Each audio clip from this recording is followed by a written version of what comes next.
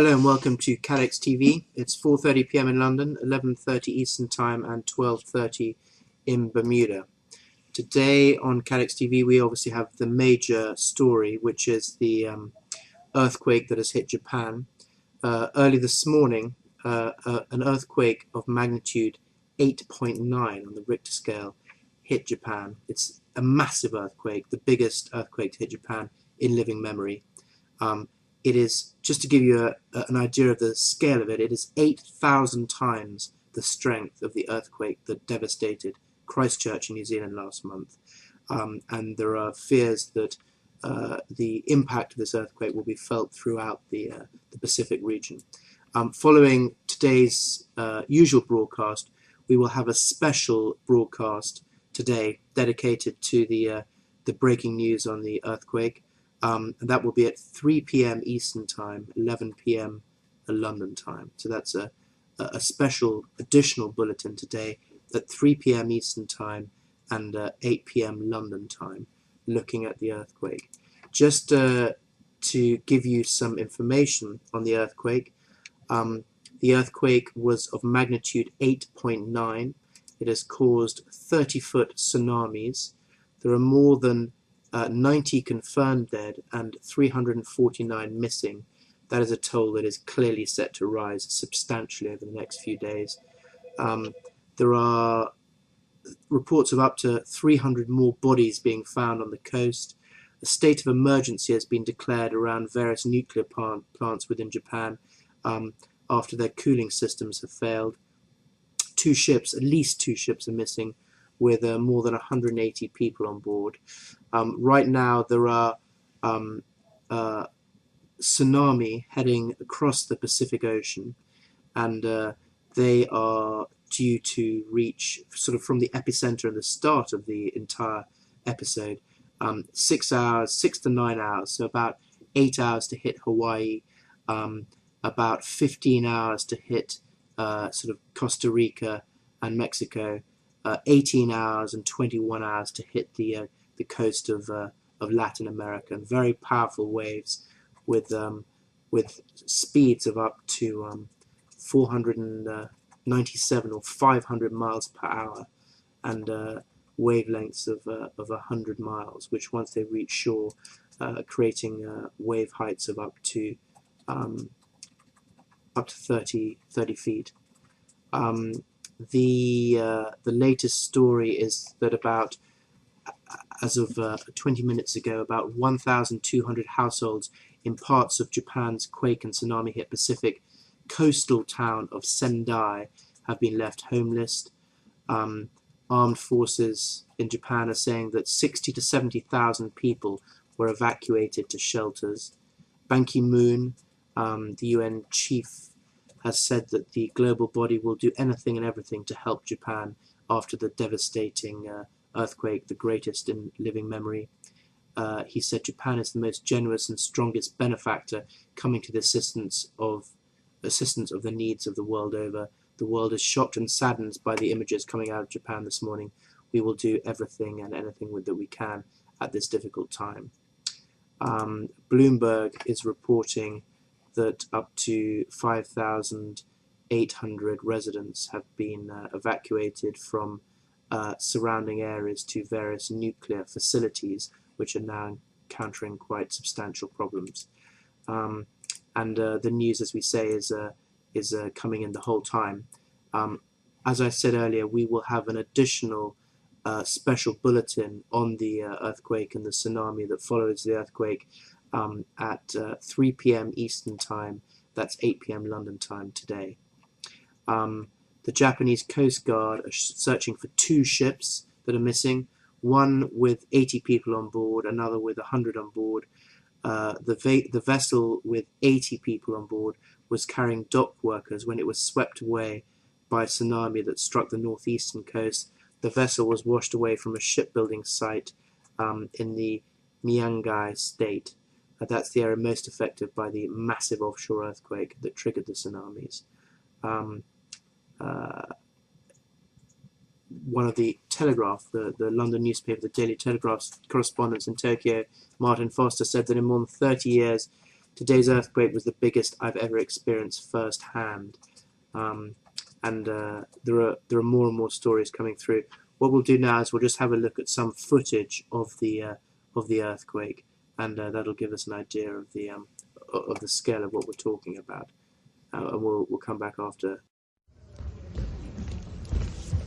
People near the coast should evacuate immediately to higher ground if they are. That warning was extremely good advice. Prefecture, northeastern Japan, an intensity of 7 was recorded on the our studios. When earthquakes hit newsrooms, it's easy to see straight away how powerful they are.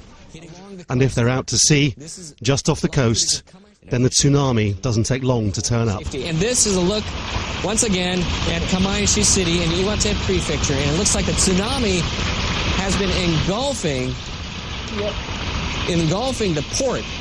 You're seeing live footage of a tsunami engulfing the port area of Kamaishi City in Iwate Prefecture. We've been reporting earlier on that the meteorological agency has issued a warning for tsunami up to 6 meters deep, 6 meters high, and this is what's happening right as we speak. A large tsunami engulfing the port of Kamaishi in Iwate Prefecture. While that was all happening in the northeast of Japan, Tokyo, the capital further south, was feeling it as well in different ways. TV channels showed fires burning, people trapped in high-rise buildings. Although other pictures suggested most buildings had stood up to the earthquake, as they're designed to, others had collapsed, and it's impossible to imagine the number of dead from this won't be substantial. Also established a special office to look into the damage to banks and other financial institutions. Geological experts have warned that while the tsunami roared west towards Japan, it's also likely to have moved north, and that means the southeastern tip of Russia near Vladivostok. There are warnings for other countries as well, as diverse as Taiwan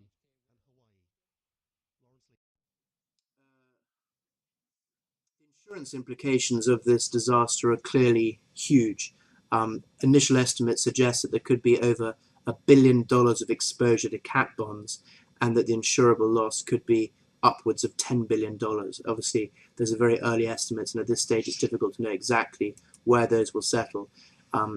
As I said earlier, we have a special earthquake bulletin at 3 p.m. Eastern Time today and 8 p.m. London Time. That's on CATEX-TV at 3 p.m. Eastern Time today, 8 p.m. London Time, where we'll be able to have collated more information and more response from the insurance industry. But as I say, the initial estimates that there could be over $1 billion of exposure to cat bonds and an insured loss of more than $10 billion. That follows on a year that has already seen quite substantial natural catastrophe losses already.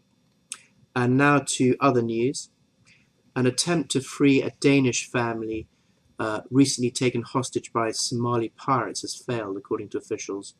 Jan Quist Johansen and his wife and their 3 children and 2 other adults were taken hostage on the 24th of February.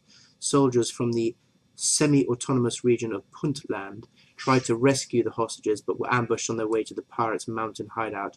A number of soldiers were killed, but the hostages were some distance away and are reported still to all be safe. The pirates had earlier warned that the Danish family would be killed if any rescue attempt was made. According to the BBC's East Africa correspondent Will Ross, he said it is not clear why the Puntland soldiers chose to intervene given the risk involved. The Johansens had been sailing in the Indian Ocean, apparently aware of the danger of piracy. Their yacht was seized just 2 days after 4 Americans aboard another hijacked vessel were shot dead during an effort by the US military to free them. It is not known whether the pirates have made a ransom demand yet, and we'll keep you posted on any changes to that story. Rotterdam has become the latest city to welcome a Lloyd's representative office after the market set up an office to serve clients from the Benelux region. The Netherlands is something of a maritime powerhouse in Europe, and Lloyd's already has a strong presence there. Lloyd's explained the Benelux region is a mature and thriving insurance market, with Rotterdam chosen as the location for the office as it is, quote, perfectly positioned between Amsterdam and Antwerp. Netherlands itself is Lloyd's 4th largest market in Europe, with Belgium in 12th and Luxembourg in 17th.